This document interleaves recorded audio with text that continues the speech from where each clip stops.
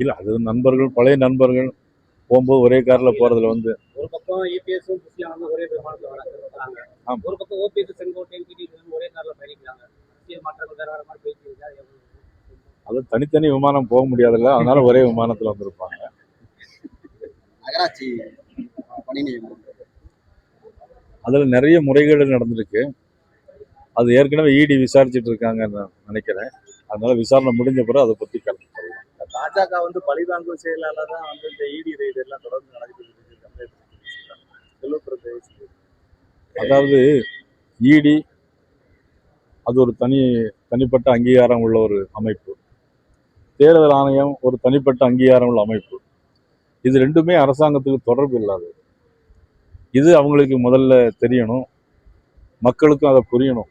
அதனால மீடியா மூலம் அவங்களுக்கெல்லாம் தெரிவிப்பது என்பது, இடி தனி அமைப்பு, தேர்தல் ஆணையம் தனி அமைப்பு. அவர்கள் வேலையை அவர்கள் செய்து கொண்டிருக்கிறார்.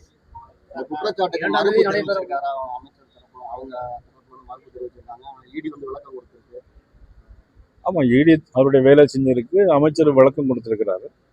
அது ஏற்றுக்கொண்டு அது ஒரு இறுதியாக முடிவெடுக்க வேண்டியது நீதிமன்றம் தான் இறுதியான முடிவெடுக்கும்.